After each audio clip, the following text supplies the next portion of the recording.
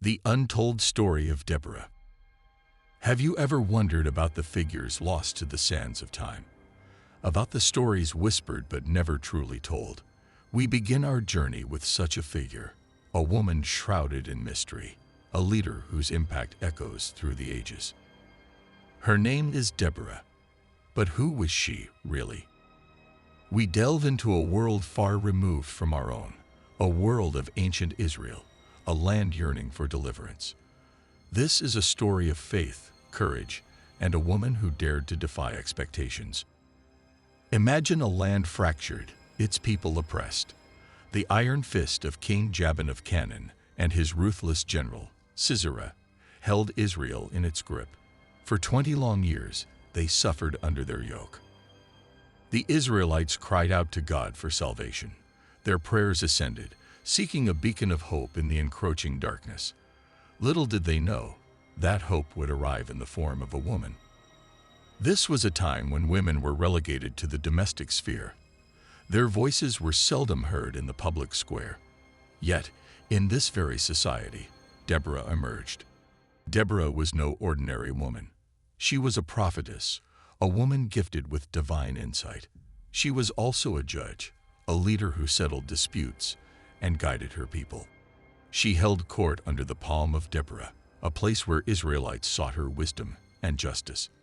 People from all walks of life came to her, seeking guidance in a world filled with uncertainty. Her wisdom was renowned. But Deborah was more than just a wise woman. She was a vessel of God's will, chosen to deliver her people from oppression.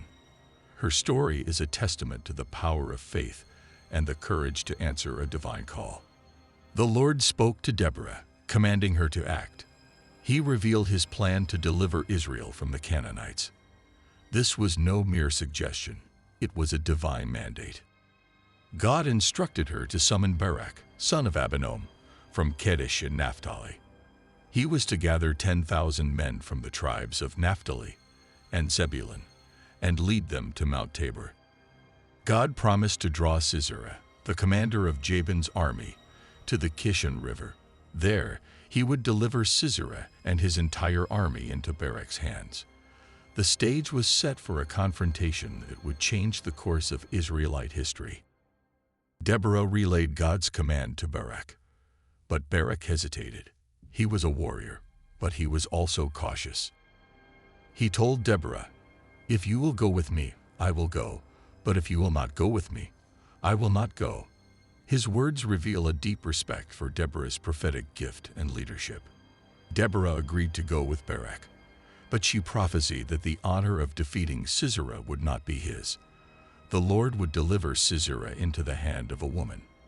This prophecy foreshadowed the pivotal role another woman would play in the unfolding drama. Deborah and Barak embarked on a mission to unite the Israelite tribes. They faced resistance and apathy. Many were weary of war and fearful of the Canaanite army. But Deborah's unwavering faith and Barak's military prowess inspired them. Slowly, tribe after tribe answered the call to arms. From Naphtali and Zebulun to Issachar, the Israelites began to gather. The task was daunting. The Canaanite army was far superior in numbers and weaponry.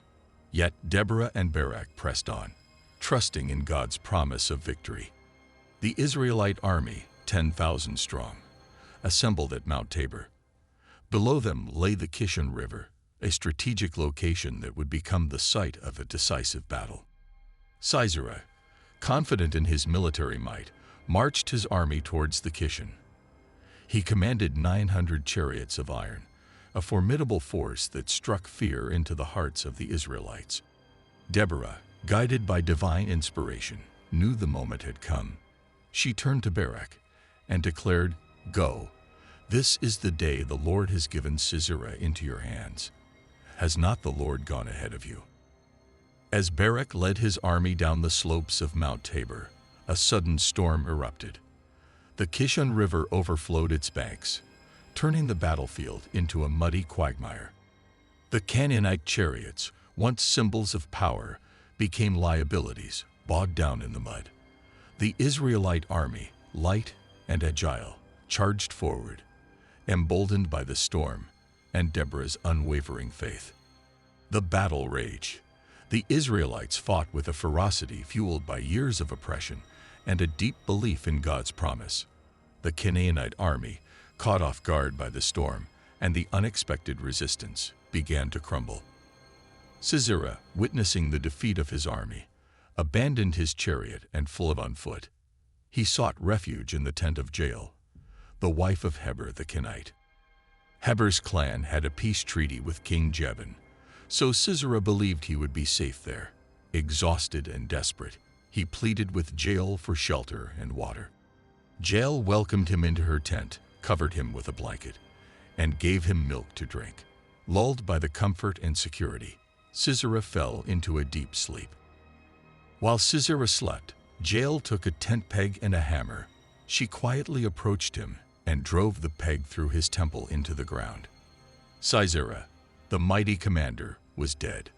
Jael's act was a turning point in the battle, fulfilling Deborah's prophecy that the honor of defeating Sisera would belong to a woman. Her actions have been debated for centuries. Was it an act of courage or treachery, a fulfillment of divine will or a violation of hospitality? The answer, perhaps, lies in the complexities of the time and the desperate circumstances. Barak, pursuing Sisera, arrived at Jael's tent. She led him inside and showed him the lifeless body of the Canaanite commander. The victory was complete. The Israelites rejoiced. The oppression of King Jabin and Sisera was over. They had been delivered by the hand of God through the courage of Deborah, Barak, and Jael. Deborah and Barak composed a song to commemorate the victory, a song that celebrates God's power and the bravery of those who answered the call to arms. This song, recorded in Judges 5, is a testament to the enduring power of faith and the importance of remembering God's deliverance. The Song of Deborah is a powerful and poetic account of the battle and its aftermath. It praises God for his intervention and celebrates the courage of the Israelite warriors. It also highlights the roles of Deborah and Jael, recognizing their pivotal contributions to the victory. The song is a reminder that God often works through unexpected people and in unexpected ways. It is a song of triumph, a song of faith, and a song of remembrance. It is a testament to the enduring power of music and poetry to capture the essence of a moment in history. For 40 years after the victory over Sisera, Israel enjoyed peace and prosperity. Deborah's leadership brought stability and justice to the land. The Israelites turned away from the false gods of their neighbors and rededicated themselves to the worship of the one true God. Deborah's influence extended far beyond the battlefield. She was a spiritual leader, a wise counselor, and a champion of justice. Her legacy is one of faith, courage, and unwavering devotion to God and her people. The story of Deborah is often simplified, reduced to a mere battle narrative. But there is so much more to her story than meets the eye. She was a woman who defied societal norms, a leader who inspired her people, and a prophetess who spoke with the voice of God. Her story challenges us to reconsider our assumptions about leadership, faith, and the role of women in history. By examining the historical context, the cultural nuances, and the spiritual significance of her story, we can gain a deeper understanding of Deborah's remarkable life and enduring legacy. Deborah's story continues to inspire people today. She is a symbol of courage, faith, and leadership. Her example encourages us to stand up for what is right, even in the face of adversity. She reminds us that God can use anyone, regardless of their gender or background, to accomplish his purposes. Her story is a testament to the power of faith and the importance of answering God's call. Let us remember Deborah, the prophetess, the judge, the warrior, the woman who dared to change the course of history. Her story is a beacon of hope, a reminder that with God, all things are possible. As we conclude our journey into the untold story of Deborah, let us reflect on the lessons we have learned.